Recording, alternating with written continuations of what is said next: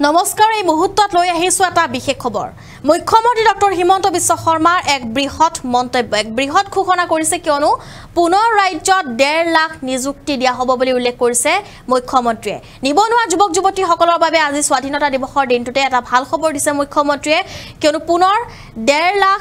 নিযুক্তি দিয়া হ'ব সবিশেষ লৈ আহিছো এই মুহূৰ্তত নিযুক্তিক লৈ ৰাজ্যৰ মুখ্যমন্ত্ৰীৰ পুনৰ ডাঙৰ ঘোষণা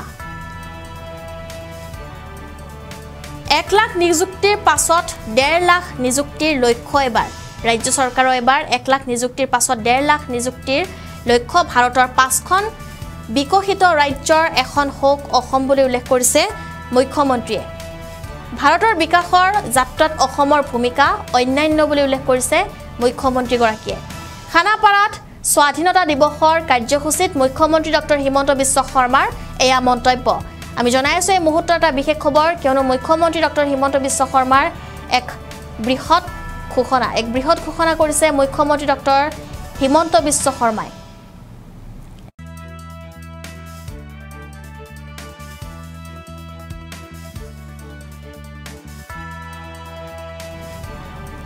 নিযুক্তিক লৈ ৰাজ্য চৰকাৰে এবাৰ ডাঙৰ ঘোষণা কৰিছে 1 লাখ নিযুক্তিৰ পাছত পুনৰ 1.5 লাখ নিযুক্তিৰ লক্ষ্য বান্ধি ল'ব ৰাজ্য চৰকাৰে যত বহু নিবনুৱা যুৱক যুৱতীৰ বাবে এটা ভাল খবৰ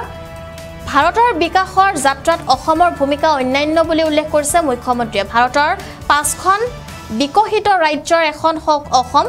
খানাপাৰাত স্বাধীনতা দিৱসৰ কাৰ্যসূচীত মুখ্যমন্ত্ৰীয়ে এয়া মন্তব্য কৰিছে এই মুহূৰ্তত আমি তেওঁৰ সেই মন্তব্য এবাৰ শুনাই ল'ব বিচাৰিম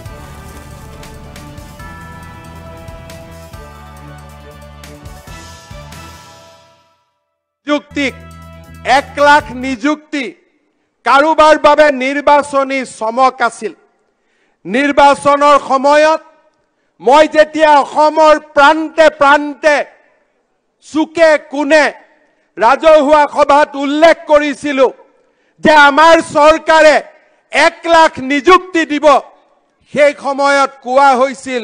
ই নিৰ্বাচনী চমক ই নিৰ্বাচনী ভেলকিবাজি শ্ৰদ্ধা ৰাইজ আজি আপোনালোকৰ সন্মুখত থিয় হৈ মই গৌৰৱেৰে সৈতে ক'ব খুজিছো আৰু মাত্ৰ 903টা নিযুক্তি হলেই আমি 1 লাখ নিযুক্তিৰ সেই মাইলৰ খুঁটাত গৈ আমি থিয় হ'ম এখন গৌৰৱী অসমৰ আজি আমি পৰিচয় ভাৰতবৰ্ষত নিৰ্মাণ কৰিম শ্ৰদ্ধা ৰাইজ